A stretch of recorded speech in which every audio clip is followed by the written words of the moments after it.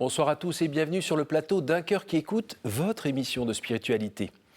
Alors aujourd'hui, je vous invite à partir assez loin, dans des aventures assez folles, mais en fait, c'est pas une fiction, c'est la vraie vie, c'est la vôtre, Daria Reichor. C'est ça. Je prononce bien. Vous êtes d'origine allemande, Oui. votre époux est d'origine autrichienne, et vous vivez à Marseille. C'est ça. On vous comprend, hein, le soleil, la vieille ville, Voilà. la mer, tout va bien. Ouais. Alors quand on vous voit comme ça, avec un grand sourire, on se dit qu'il va nous raconter que des merveilleuses choses, ce qui est le cas. Mais en fait, c'est Dieu qui agit dans votre vie. Et votre vie, elle a été un petit peu compliquée. D'ailleurs, en ce moment, avec la sortie de ce livre, vous faites des témoignages un petit peu partout pour raconter la grâce de Dieu dans votre vie. Juste avant de nous raconter tout cela, je vous invite à nous lire un extrait de texte de votre choix. Et ce que je n'ai pas dit dans l'introduction, c'est que vous êtes aussi pasteur protestante. Oui. Nous vous écoutons. Alors, j'ai choisi mon livre préféré, la Bible. C'est original. Donc, j'aimerais vous lire un passage dans Marc 4, à partir du verset 35. Jésus apaise la tempête. Ce même jour, sur le soir, Jésus leur dit « Passons sur l'autre bord ». Après avoir envoyé la foule, ils l'emmenèrent dans la barque où il se trouvait. Il y avait aussi d'autres barques avec lui. Il s'éleva un grand tourbillon et les flots se jetaient dans la barque au point qu'elle se remplissait déjà. Et lui, il dormait à la poupe sur le coussin. Ils le réveillèrent et lui dirent « Maître, ne t'inquiètes-tu pas de ce que nous périssons ?» S'étant réveillé, il menaça le vent et dit à la mer « Silence, tais-toi !» Et le vent cessa et il y eut un grand calme. Puis il leur dit « Pourquoi avez-vous si peur ? Comment n'avez-vous point de foi ?» Ils furent saisis d'une grande frayeur et ils se dirent les uns aux autres « Quel est donc celui-ci à qui obéissent même le vent et la mer ?» Alors quand on a lu votre livre et on vous entend, ça confirme encore que c'est pas une histoire pour les petits-enfants, ça, hein, c'est pas un conte. Hein. Ouais. En fait, je pense qu'on a tous deux choses en commun. La première, c'est qu'on passe tous par des tempêtes. Chaque individu dans sa vie passe par des tempêtes. Et la deuxième, c'est que les tempêtes passent. Elles ne sont pas éternelles. Et c'est le message de mon livre, c'est le message de notre histoire, de notre vie avec mon mari, avec mes enfants. Et je trouve que c'est un bel écho à cette histoire de Jésus et ses disciples dans la barque. Et la barque représente un peu notre vie. On a quelque part où on va aller, on a un but dans la vie, un objectif. Et quand on invite Jésus dans notre vie, dans notre barque, il est avec nous, mais peut survenir une tempête au milieu de la vie. Et à ce moment-là, la question se pose, est-ce que je suis prêt à réveiller ma relation avec Jésus et à lui faire confiance que lui peut faire taire n'importe quelle tempête dans notre vie.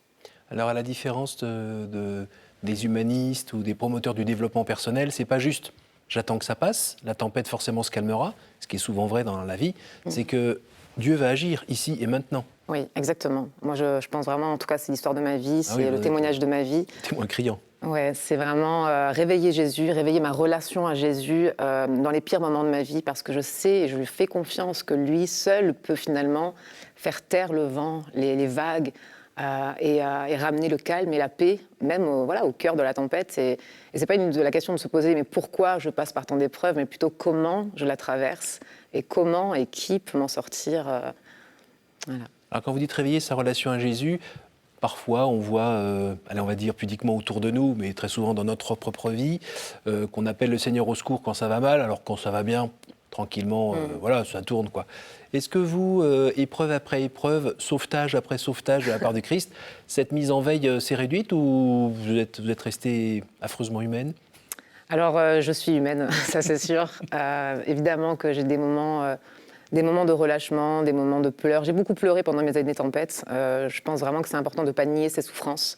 Le Christ n'a pas nié ses souffrances. Et je pense vraiment que la première chose que ma vie témoigne, c'est que je n'ai pas nié mes souffrances. On est passé par des moments très difficiles, par la maladie, par tant d'autres épreuves encore. Et c'est quelque chose qui était réel. La souffrance était réelle. Par contre, en revanche, Dieu ne m'a pas lâché une seule seconde. Il a été fidèle dans chacune d'entre elles. Je lui serai, mais pour toute ma vie, reconnaissante de son amour et de sa fidélité. Et ma foi est encore plus grande aujourd'hui, encore plus profonde, et mon amour pour Dieu encore plus fort après toutes les tempêtes passées. Et tout ça, malgré vos propres infidélités, vos manquements, votre petitesse humaine et votre côté pécheur comme nous tous, le Seigneur est quand même revenu à chaque fois. Oui, ça, c'est vraiment un message aussi d'espérance. Ah, mais c'est complètement merveilleux. Et en fait, tous les soirs, avec mes 4 filles, on prie, on remercie Dieu pour la journée. Et la phrase qu'on dit tous les soirs, c'est « Merci, mon Dieu, de prendre soin de nous ».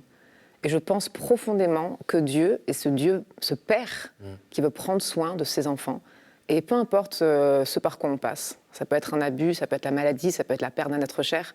Finalement, peu importe ce par quoi on passe, en fait, Dieu veut prendre soin de nous dans ces moments difficiles. Et c'est vrai que c'est paradoxal, beaucoup de gens m'ont même dit « mais pourquoi tu n'as pas accusé Dieu finalement de ce que tu vis ?» Où je leur réponds « mais en fait, Dieu est le seul à avoir vraiment été là avec moi durant toutes ces souffrances. Et sa fidélité, c'est lui qui m'en a sorti aujourd'hui. Et c'est pour ça qu'aujourd'hui, je peux être là et rayonner finalement sa joie et son amour autour de moi malgré tout ce que j'ai vécu. » Alors, il ne faut pas faire durer le suspense trop longtemps pour les auditeurs et les téléspectateurs. Ce qui a commencé à être un petit peu compliqué, on va dire, c'est ce qui vous arrive à 9 ans dans les rues du Vieux-Marseille, où vous vous retrouvez coincé avec une bande de jeunes crétins qui vous vont faire vivre des choses pas très... qu'on ne vit pas à cet âge-là en tout cas, et en tout cas pas sous cette forme-là. Vous faites agresser physiquement dans cette rue-là. Ça, c'est la première grosse entaille dans votre vie. Oui, c'est ça. J'avais 9 ans, je sortais de l'école, 16h20, c'était une journée comme une autre. Et là, au détour de ces petites ruelles du vieux quartier de Marseille, eh bien, je vois un attroupement et là, je sens que quelque chose ne va pas, en fait. Il y a un ressenti, un pressentiment. Et là, ils m'encerclent, ils commencent à rigoler entre eux et puis je sens bien qu'il va se passer quelque chose de grave. Et donc, à ce moment-là, je suis confrontée effectivement à un abus sexuel donc, par plusieurs personnes.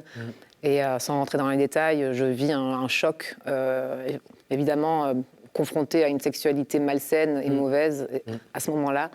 Je ne sais plus, j'ai vraiment un trou noir, je ne sais plus comment j'ai réussi à m'en échapper, mais je me vois courir. Et je me vois courir en pleurs, remplie de honte, de culpabilité aussi. Et vraiment, voilà, je me sens vraiment très très mal et je pars en pleurant et je cours et je veux juste une chose, c'est arriver chez moi, chez mes parents. Et là, le moment où j'arrive chez mes parents, il faut comprendre que mes parents sont pasteurs, sont de fervents croyants en Dieu. Et quand je leur impliqués dans la vie du coin, à donner toute leur journée, leur temps pour les gens, pour les aider. Quoi. Exactement. En fait, mes parents sont tous les deux allemands. On est venus en France vraiment aussi en suivant un appel de Dieu, cet appel divin de Dieu, d'aider les personnes et d'aimer les personnes qui sont peu aimables. Donc, j'ai grandi avec beaucoup de personnes qui étaient de la rue, des anciens toxicomanes, des prostituées qui essayaient de sortir du trafic humain. Enfin, vraiment, on a grandi comme ça. Et moi, je voyais mes parents donner l'amour de Dieu autour d'eux. Ça, c'était mon quotidien. Et dans ce contexte-là, en fait, donc je rentre à la maison, je pleure et on a une règle d'or à la maison, c'est tout se dire, c'est être transparent parce que justement, mes parents nous disaient toujours que mettre la lumière libère. Et quand on garde pour soi, eh bien, ça peut pourrir en soi. Quoi. Et du coup, dans cette éducation-là, je suis allée voir mes parents et je leur ai raconté ce que je venais de vivre. Et évidemment, mes parents sont choqués, sont en pleurs, sont en colère. Je me souviens encore mon père dire mais Dieu, on t'a dit on peut tout vivre, on est prêt, on nous a fait beaucoup de mal à Marseille aussi. Pas nos enfants. Mais pas nos enfants. On peut se faire cambrioler, on peut se faire... Exactement, parce qu'on a vécu pas mal de persécutions à Marseille pour diverses raisons, parce que voilà, on n'était pas trop bien les bienvenus en tant qu'Allemands non plus, dans un quartier qui avait été bombardé par les Allemands à la Deuxième Guerre mondiale. Donc voilà, on avait vécu pas mal de persécutions et ça c'était un peu le summum quoi. Et à ce moment-là, c'était un cri vers Dieu, mais pourquoi on comprend pas pourquoi nos enfants doivent subir ça. Et mais même dans ces émotions difficiles de mes parents, ils ont un réflexe, c'est de prier pour moi. Donc mes parents prient pour moi et là, je vis le miracle. Je vis le miracle. En écrivant le livre, justement, j'ai demandé à mes parents de me donner les détails de ce qu'eux ont vu. Parce que moi, je me souviens ce que j'ai vécu, mais comment eux l'ont vu de l'extérieur. Voilà. Et là, mes parents me disent que je me suis mise à trembler de tout mon corps, à crier et à tomber par terre. Je tombe par terre et je me souviens de ce moment comme si je tombais dans des nuages, comme si je tombais dans un endroit magnifique, merveilleux. Je tombe par terre. Et là, j'ai une rencontre divine. J'ai une rencontre avec Jésus. Donc, j'ai les yeux fermés et je vois une main dans la mienne. Et je sais, quand je regarde cette main, je sais que c'est la main de Jésus. C'est une certitude. Il n'y a pas d'ambiguïté, il n'y a pas de doute. C'est la main de Jésus que je vois. Et là, Jésus, je ne me souviens pas de son visage, mais je me souviens de sa main. Jésus me dit, Daria, suis-moi, viens avec moi. Et là, il m'emmène sur un grand pré et je vois des écrans plats, alignés, les uns à côté des autres.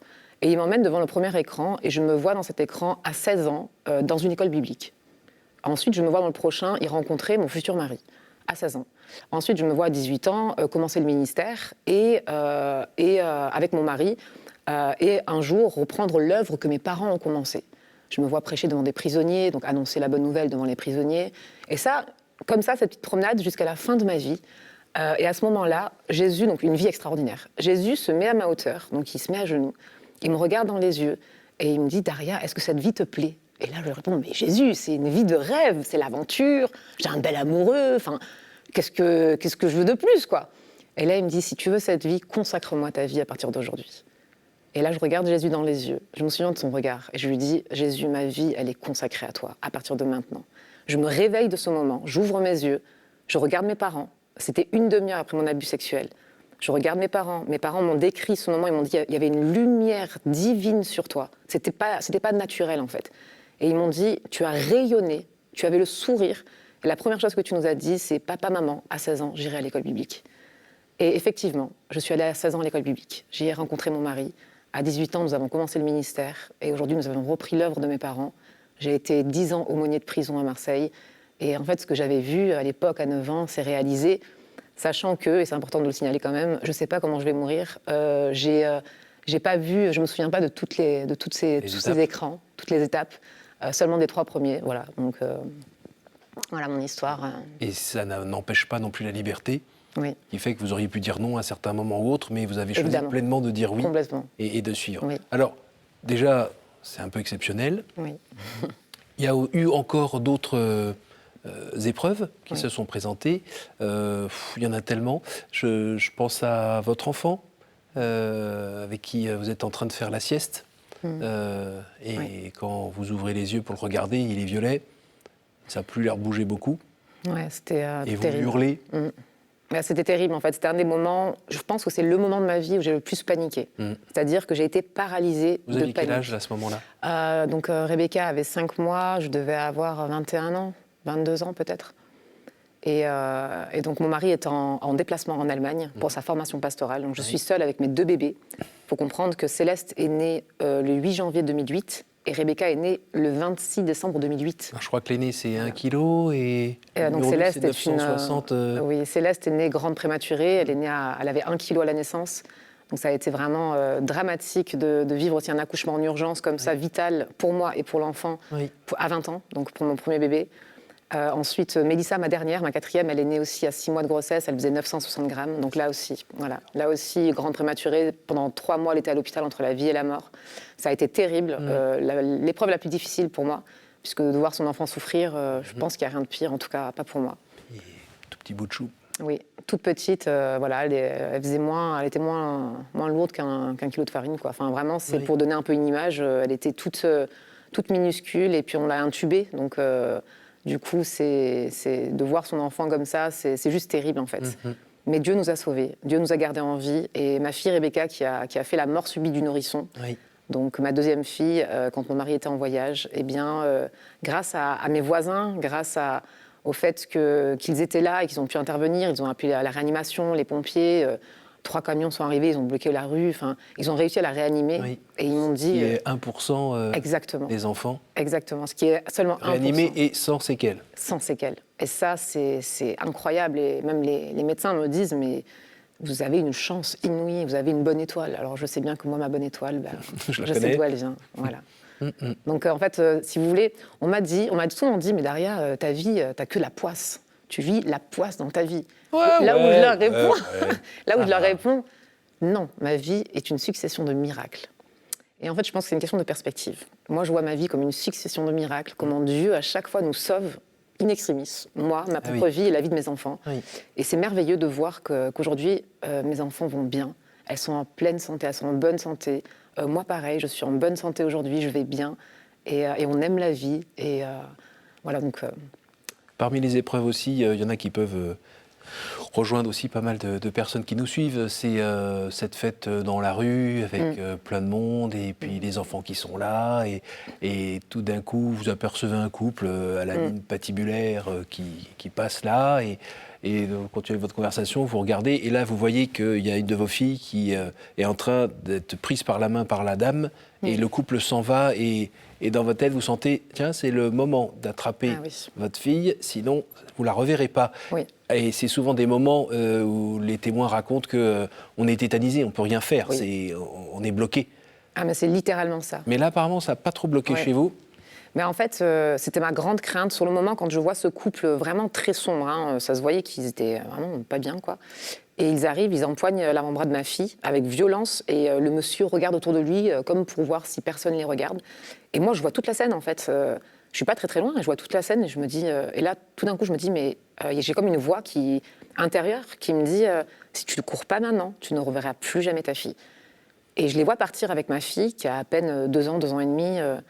ma magnifique Camilia, grands yeux bleus, blonde, bouclée. Elle est magnifique, ma fille. Et à l'époque, à 2 ans et demi, et puis je la vois partir avec... et je la vois apeurée. Ouais, une petite ange. Et je la vois apeurée, je la vois me chercher du regard. Et là, je la vois et je suis paralysée, je suis tétanisée parce que je sais qu'on est en train de m'enlever ma fille. Oui. Et là, j'entends cette voix, si tu cours pas maintenant, tu ne la reverras plus jamais. Et du coup, je me dis, mais comment je peux courir ? J'ai pas de force. Je suis tétanisée, je suis paralysée de peur. Et là, je sens, donc je demande vraiment à Dieu intérieurement, donne-moi la force. Et là, je sens littéralement, mais vraiment une énergie venir, me donner cette force. Je me mets à courir comme j'ai encore jamais couru. Et j'arrive à rattraper ma fille. Je l'empoigne avec violence aussi. Certainement, Oui, j'ai dû lui faire mal. arracher le bras quasiment. Exactement. J'ai dû lui faire mal, mais là, pour le coup, je voulais juste qu'elle soit avec moi, quoi. Et la dame, à ce moment-là, vous dit quelque chose ? Oui. Alors, franchement, elle me crache littéralement au visage. Vous savez que vous avez une belle enfant. Il y a beaucoup de kidnapping en ce moment. Vous devriez faire attention. Et je la vois me dire ça. Je ne sais pas si c'était ironique ou... J'ai aucune idée, mais elle me crache ça au visage, littéralement.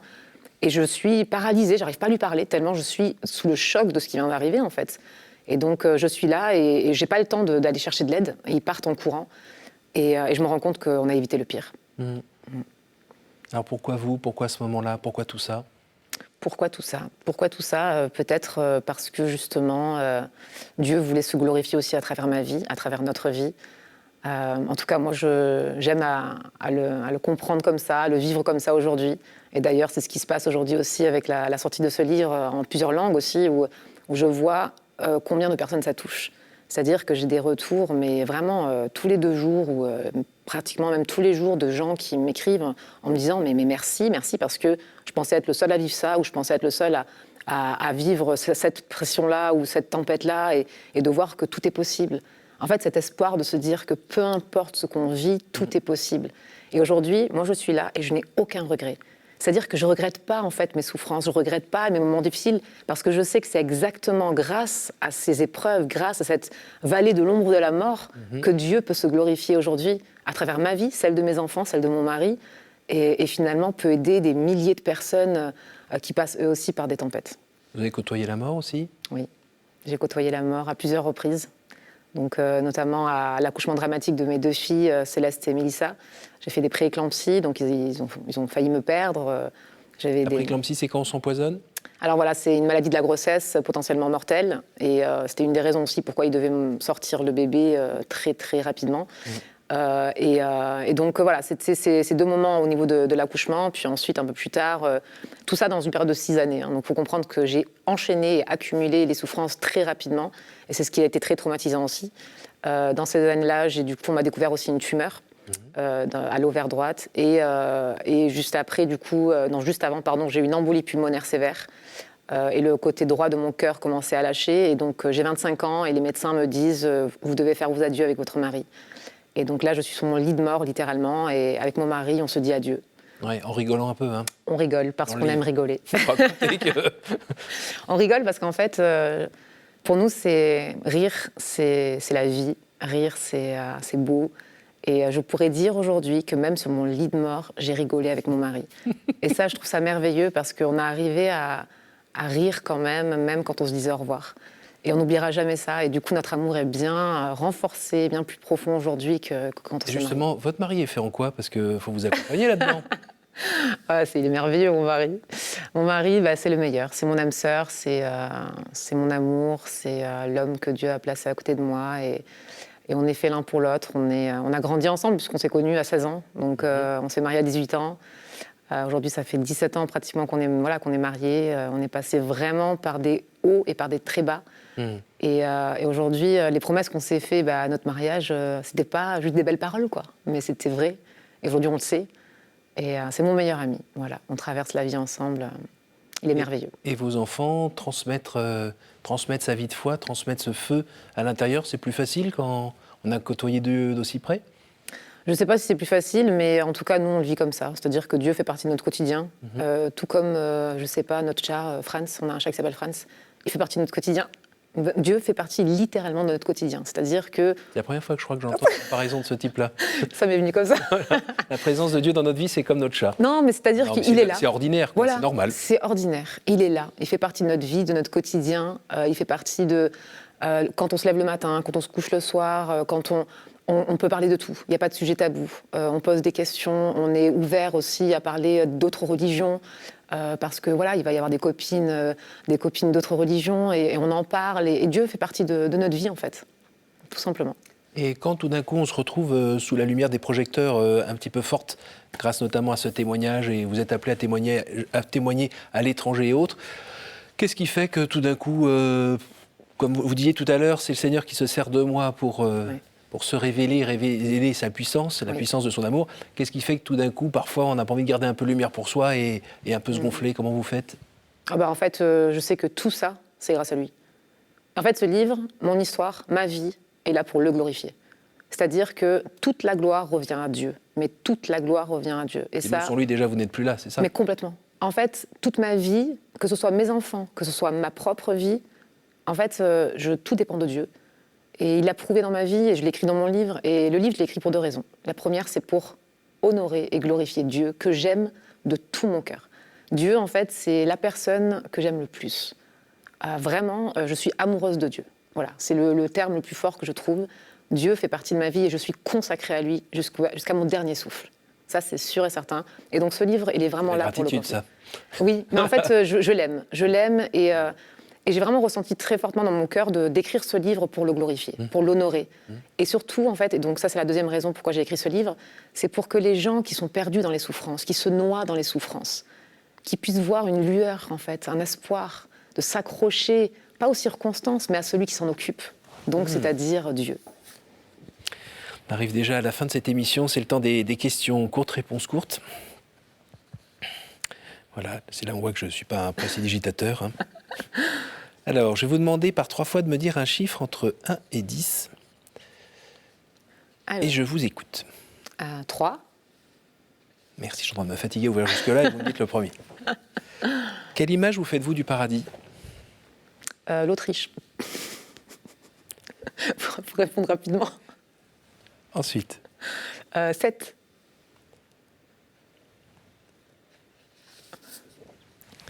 Quel est le personnage ou le saint que vous aimeriez retrouver au ciel? Pierre. Saint-Pierre. Pourquoi? Il me fascine. C'est un homme comme nous.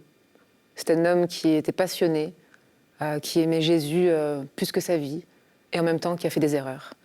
Et il est tombé, il a fait des erreurs, mais il n'est pas resté par terre. Il s'est relevé et il a continué à suivre Jésus. C'est merveilleux. Warrior. Oui. Un dernier?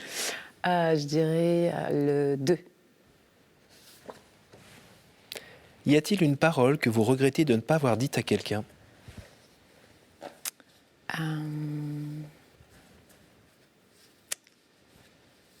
Non. Je n'ai pas de regrets.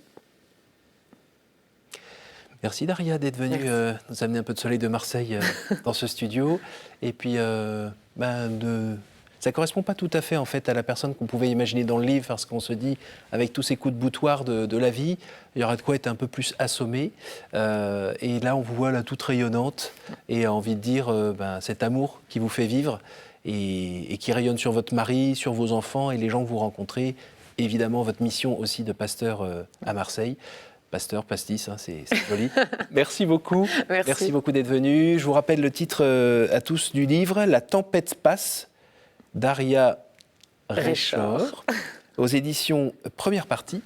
Merci à vous tous pour votre fidélité. Vous pouvez retrouver ce programme grâce à notre site www.ktotv.com. Merci à la technique qui a permis de se réaliser cette émission pleine de soleil. Et puis moi, je vous donne rendez-vous la semaine prochaine. Bonne soirée.